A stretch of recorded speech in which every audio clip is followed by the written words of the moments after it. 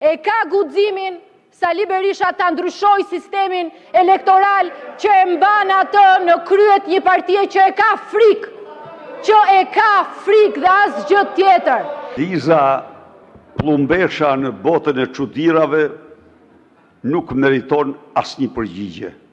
Asnjë bedel, asnjë njeri që përdor pushtetin, asnjë njeri që mendon se në emër të njërës apo tjetrit mund të dëmtoj politikisht, njerëzisht, familjarisht dikë, nuk do ta dali sepse do hiqet si apandesit. Në fakt, replikën e kam me disa deputet këtu që dëgjoj që ma kanë përmendur emrin si një shembull të një politikani të sulmuar për shkak të mendimeve, opinioneve dhe qëndrimeve të saj.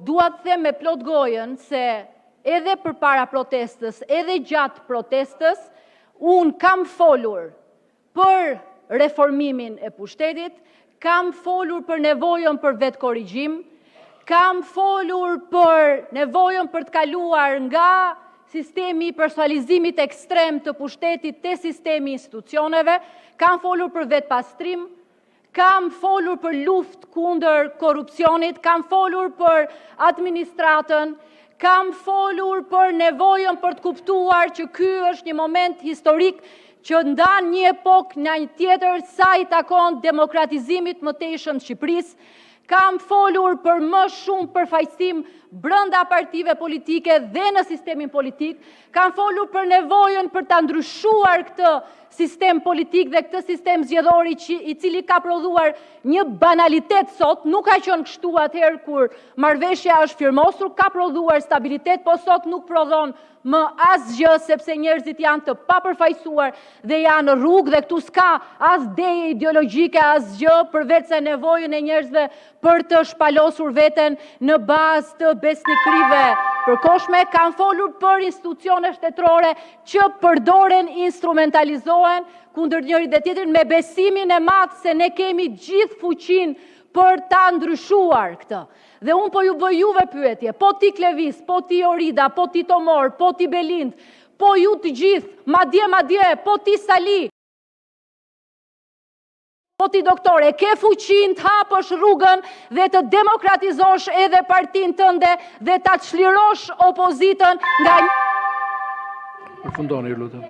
Që personalizon pushtetin. A e ke fuqin të bëhesh pjesë e një ndryshimi që nuk i takon një partie, po i takon të gjithve. Koha ka ardhur. Unë kam besimin që shumica dhe Partia Socialiste e ka këtë fuqi. Dhe asnjë nga sulmet e asnjë lloj bedeli politik të njërit apo tjetrit apo të tjetrës nuk më ndal dot te kjo se s'kam asgjë për të shehur. Asnjë bedel, asnjë njeri që përdor pushtetin, asnjë njeri që mendon se në emër të njërës apo tjetrit mund të dëmtoj politikisht, njerëzisht, familjarisht dikë, nuk do ta dali sepse do hiqet si apandesit. Nga kjo shumicë dhe nga politika. Liza Plumbesha në botën e çuditërave nuk meriton asnjë përgjigje. Kjo është replika ime ndaj saj. Kurse sot, problemi më madhor është barbaria që është ushtruar ndaj protestuesve.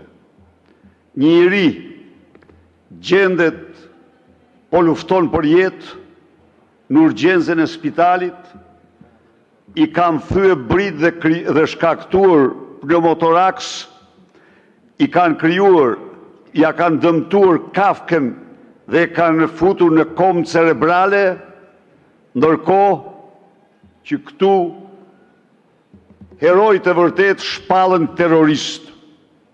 Nuk ka seancë më të padenjë se kjo seancë në historinë e këtij parlamenti.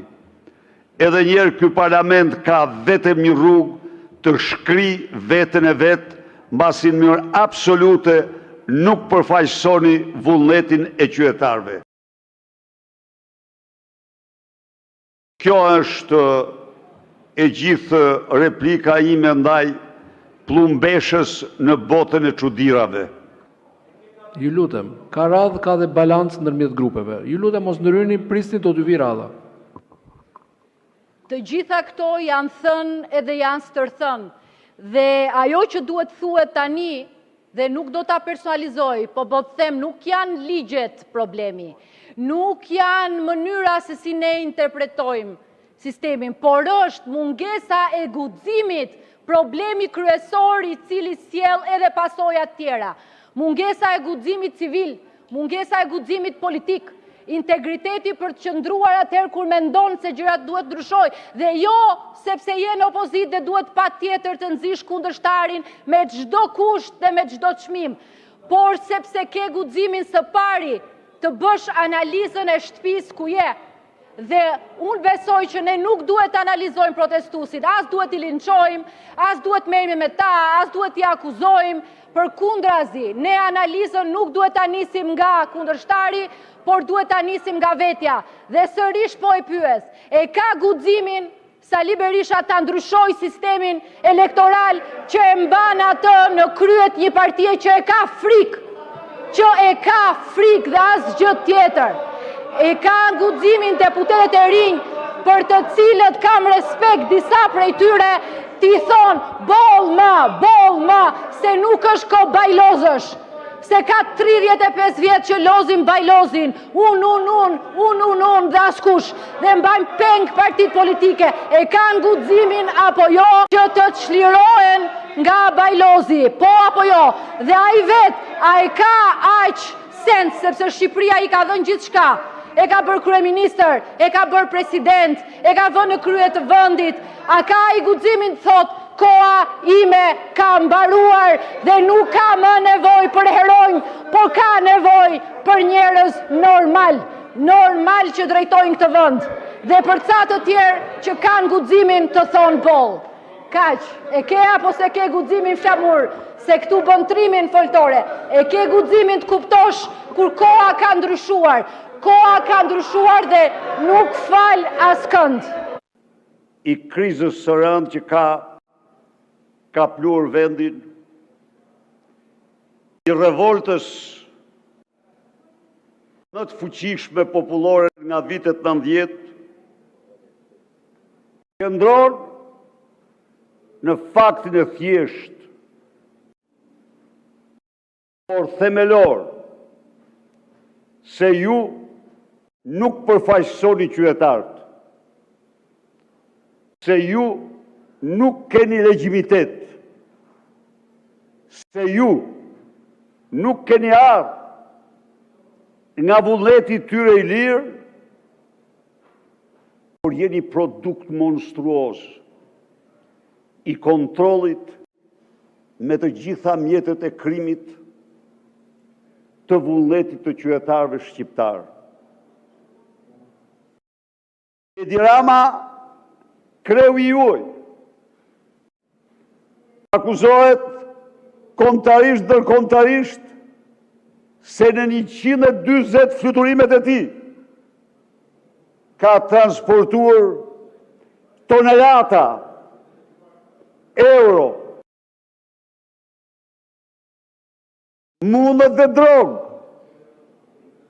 dhe ju refuzoni Komisionin Hetimor Parlamentar, refuzoni të përballni me dokumentat që faktojnë se në fluturimet e tij ai ka transportuar valixhe diplomatike më shumë se të gjithë qeveritë europiane të marrë së bashku.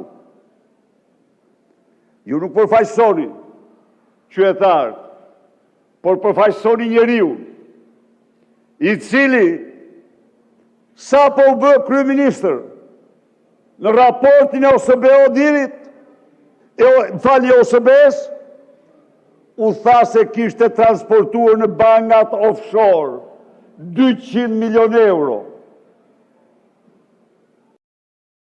Ju nuk përfaqësoni qytetarët, por përfaqësoni njeriu që u bë kryeministër me sarajet e tij të Surrelit, me piramidën e vërtet ku deklarohet se është bler toka me 2 euro në kohë kur ishte çmimi minimal 25 euro. kur vetëm pigmenti i vilës në Sarajeve ka kushtuar mbi 100.000 euro, ku janë përdorur teknologjitë dhe materialet më të kushtueshme.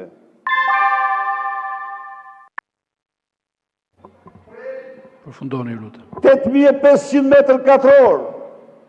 Ju në përfaqësoni qytetar, përfaqësoni njeriu që në martesë mori një pallat 5 katësh. Në pajt pas një faturë tatimore doganore çfarë do lloj. Dhe që kur institucioni i LDKP-s nisi hetimin në mënyrë antikushtetuese shkarkoi atë. Ju nuk përfaqësoni qytetar, përfaqësoni vjedhjet monstruoze të zyrtarëve. Përfaqësoni vendimet e tij për t'i dhënë vllaut të vet 38.000 metër katror. Për t'i dhënë karnës së tij në mes Tiranës 4.500 metër. Ju nuk përfaqësoni qytetarët, përfaqësoni vjedhjet e tij. Për të plaçkitur pasuritë publike në mënyrën më të pamëshirë. Përfaqësoni 140 milion euro të vjedhura tek djegësi Tiranës, të zhdukura. Përfaqësoni 600 milion euro të përveçuar nga familja e tij dhe ai merr Gysagasin dhe akshin e tij, lindat e tij. Përfaqësoni dosjen Balluku. Edhe ty, mbesh, ty nuk të hangri parimësia, po ty të hangri lubia, se ishte me fortë se ti. Mbesh, je sinqert me vetën tënde, se unë dhash një paralemrim, kur na erdhe e veshur si nuse këtu. Para se kujtove se ishte ditë e fundit, harrove se ajo do bëjë dita e fundit e jotja, po vazhdo. Përfundoj koha, zoti Berisha.